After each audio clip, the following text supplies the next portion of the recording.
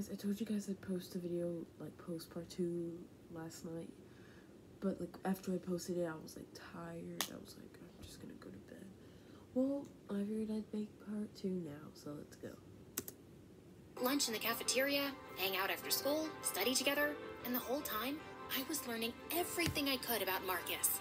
At night, I would go home and send messages to Olivia, describing him and how perfect they would be together. And of course, telling her how much I missed her. I didn't tell her about Jacob. At the time, I wasn't sure what to say. She was pretty weak from the treatment at first, but soon she began to recover. It seemed as though the treatment was going to be a success. I love it. Is my dad home?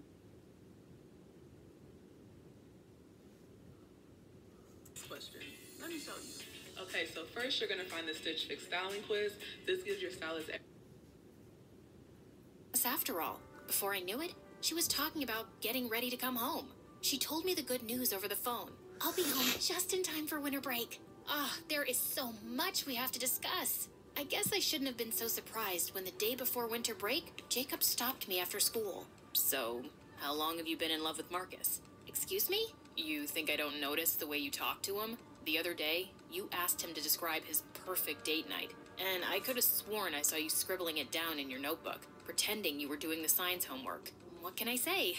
I take an interest in other people. It makes me a better filmmaker. Why don't you ask me those questions then? Fine. What's your perfect date night? Why don't I show you? That Friday night, Jacob met me in the small cafe downtown for dinner. It was in... This boy is a savage. Hold on. Did I? I don't think I turned down the volume. I think I turned down the brightness. But yeah, that, like... incredible to see him all dressed up. And as we sat together in the warm cafe, safe from the dark and cold night outside, I realized that even though he seemed confident and charming, he was nervous. He talked a lot more than usual, and his words ran together all in a breath. I love coming here. It belongs to Marcus and his family, and so I come here all the time, and I hope you like it too, but if you don't, then we can probably just find another place. It's just that... He was talking, like, all in one breath. It was like... Meanwhile, if I ever go on a date, I'll be like, yeah, like... I like this place. He was like, I hope you like it too. I like it. Like, guy, just chill out, okay? Like, you're on a date. Be cool, you know?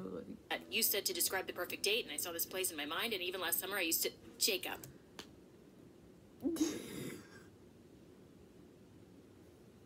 What? Yes, you don't have to be nervous around me. Nervous? Who's nervous? I like you. Really? Because every time you talk, it's about Marcus. If you guys would see this right now, she just went like...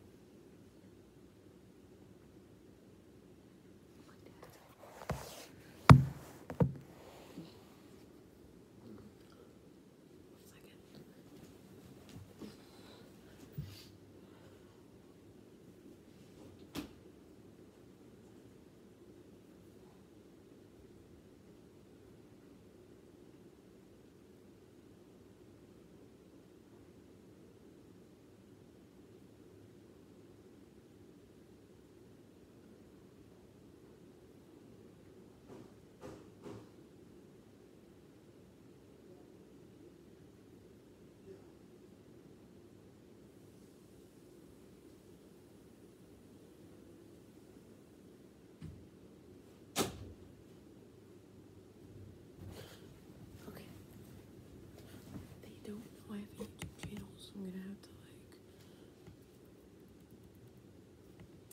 We aren't talking about him now, are we? He smiled that perfect, gorgeous smile. No, we're not. After dinner, he walked me home, wrapping his arm around me to keep me warm. I could have lived in that moment forever. With the soft glow of the streetlights and the quiet homes, we reached my house and stood on the porch. I had a wonderful time, Jacob. And about Marcus, there is something I need to tell you. First, I need to tell you something. I am falling for you, Genevieve. I have fallen for you. The truth is, we could have gone anywhere, and it would have been the perfect date. All I needed was you. He pulled me in and kissed me. We didn't even hear the front door open. Surprise! I couldn't believe it. There she was, home again. My best friend. I cried and reached out my arms.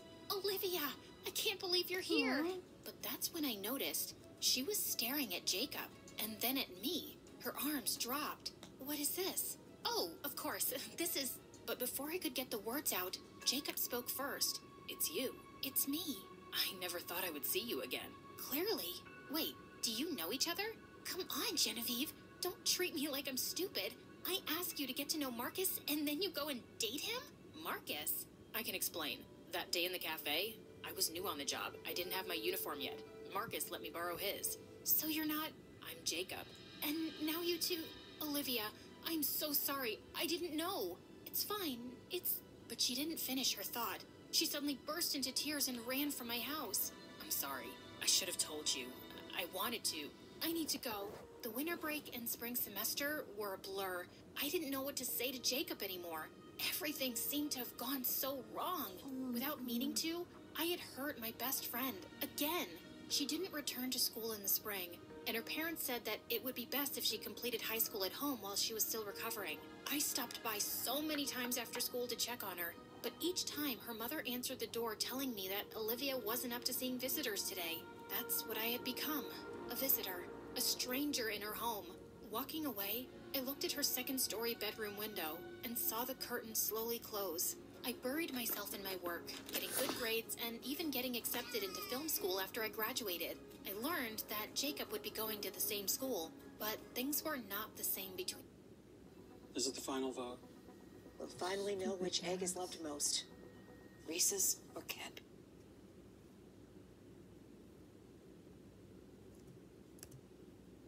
Between us. We hardly spoke and mostly kept our distance. Then, it was summer again. One day, there was a knock at my door. To my complete astonishment, it was Olivia. I am so sorry, Olivia. No, this time, I need to apologize. That day, she told me everything.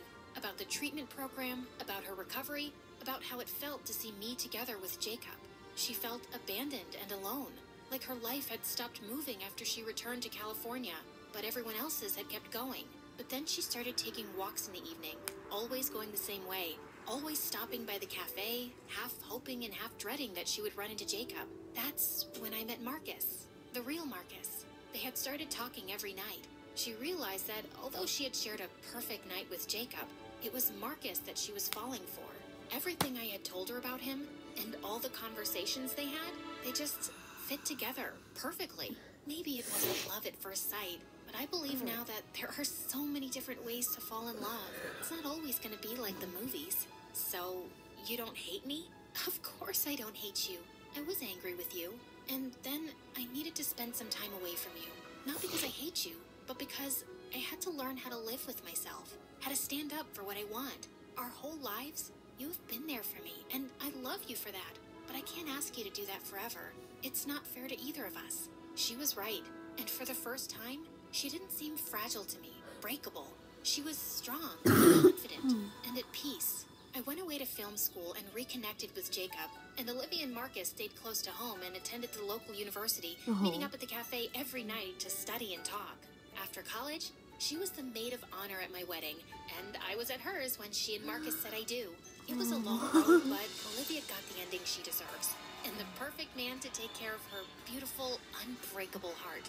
And as for Jacob and me, our story was always a love story. And even though we are older now and our two kids have left the house to start lives of their own... There ain't no way with that voice. Yo, this just proves MSA videos are so fake. We continue to add new chapters, new scenes, to the best movie we could have possibly made.